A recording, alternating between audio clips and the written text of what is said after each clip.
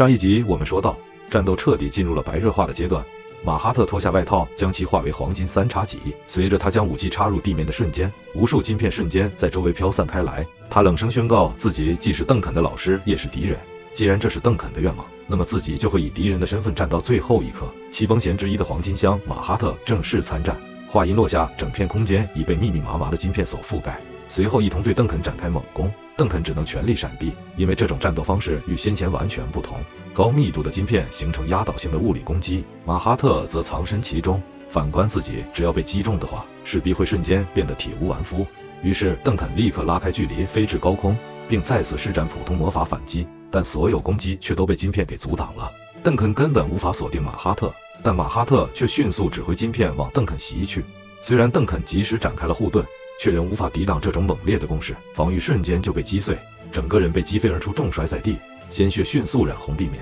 他强撑着再次坐起，他确实没有想到，仅仅是擦到就能粉碎自己的防御，这早已超越一般攻击魔法的范畴。他不禁思考，马哈特究竟是为了对抗何种存在，才会将魔法钻研到这种程度？这绝非是为现代魔法而准备的力量，而是人类无法触及的顶点。但即便如此，邓肯依然咬牙将嵌入体内的晶片拔出，只要自己还活着，自己就还能继续战斗。马哈特见状，再度操控晶片袭来。虽然邓肯及时闪避，但仍被晶片划伤了肩膀，这让他意识到这些攻击无法透过魔力感知预测，若等到出手才反应就已经来不及。他必须在攻击前的瞬间捕捉所有细节才可以，自己是绝对做得到的，因为芙莉莲已经将后背交给了自己，他必须在这里击败马哈特。画面转回芙莉莲这边，索利提尔见他主动拉开距离，冷声质问是否打算拖延时间，但这样做的意义何在？芙莉莲没有回应，只是持续释放杀人魔法压制。索利提尔见状忍不住大笑，表示人类果然偏爱这种魔法，它确实是优秀的攻击手段，唯一的缺点就是结构过于简单，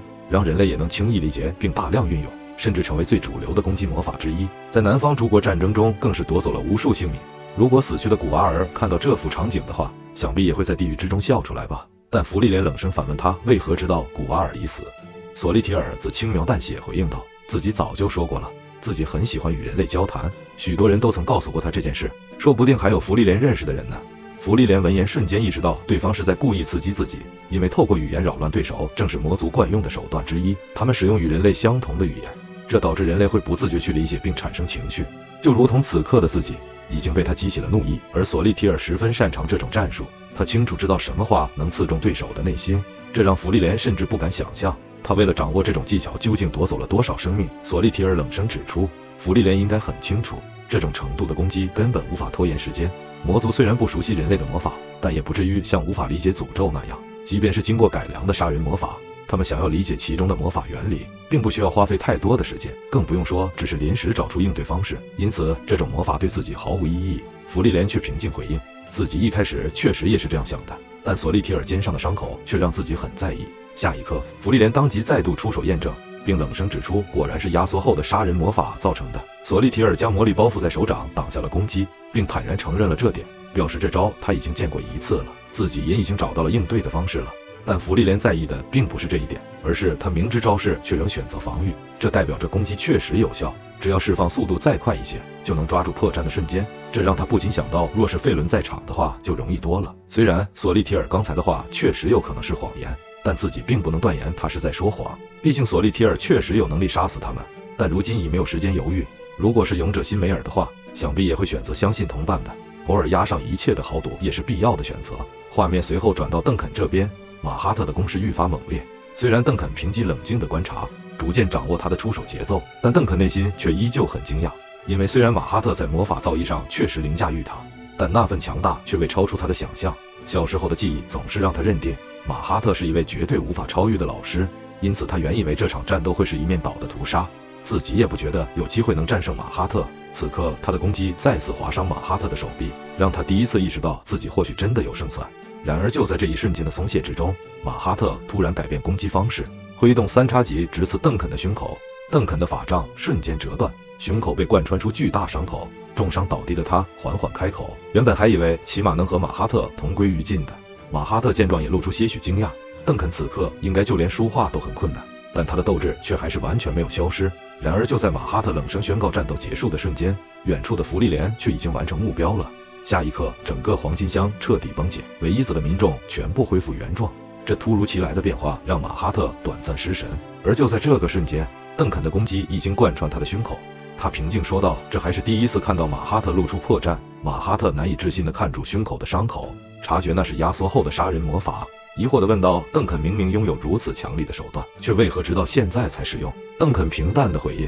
真正的底牌只有在确信能赢的时候才会亮出，这正是当年马哈特教给他的战斗方式。而现在看来，他们终于走到了同归于尽的结局吧。”此刻画面回到芙莉莲这边，他冷声宣告解析已经完成，黄金箱已经恢复原状。索利提尔闻言露出惊讶神情，没想到芙莉莲竟能一边解析一边与自己战斗，但他依旧无法理解这样做的意义。即便能影响马哈特那边的战局，对他们两人的战斗却毫无改变。然而话音刚落，他便察觉到了异样，但芙莉莲只是冷声回应，他发现的太晚了。下一瞬间，一道来自远处的杀人魔法就贯穿索利提尔的胸口，出手之人正是费伦。芙莉莲见状也低声称赞他帮了大忙，而费伦在释放这一击后，也因魔力耗尽从空中坠落，所幸被修塔尔克及时接住。重伤的索利提尔却放声大笑，表示这是超越魔力探知范围的远距攻击，确实出乎预料。芙莉莲缓缓举起法杖，准备结束战斗，脑海中浮现出与辛梅尔一行人的过去。当年辛梅尔一剑贯穿了贝瑟的胸口，对方至死都无法接受结局，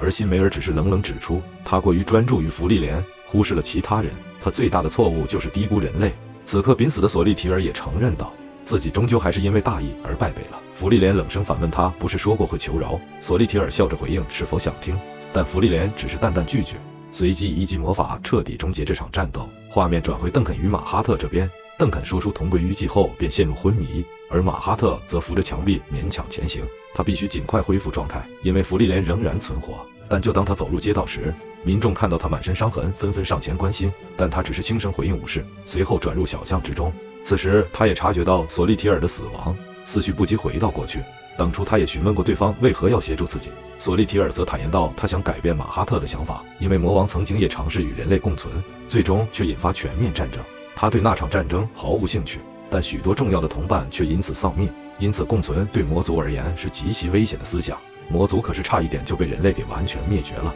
但马哈特仍不理解，如果真是如此，直接杀了自己不是更简单？索利提尔也坦率承认，他确实曾有过这样的想法，但最终没有动手，是因为他并不想和马哈特正面交战，他并没有执着到愿意为种族赌上性命。无论立场多么极端，他们终究都是魔族，无法逃离本质。而现阶段，只要让马哈特开始理解这一点就已经足够。画面再次回到马哈特，他开始思索，自从戴上支配十环的那一刻起，他一直认为自己早已不畏惧死亡，无论是为了理解未知的情感，还是为了与人类共存，即使付出生命也在所不惜。但此刻的自己却在狼狈逃跑，那么自己与其他魔族又有何不同？自己根本不知道能逃到哪里。他很清楚自己的魔力已经接近枯竭，这一次已经无法回头。就在这时，领主的身影出现在他面前，对方难以置信地看住重伤的他，而马哈特则单膝跪地向领主行礼，并轻声表示自己的报应终于来了。领主也明白了一切，看住跪坐在地的他，领主当即询问是否要来一根，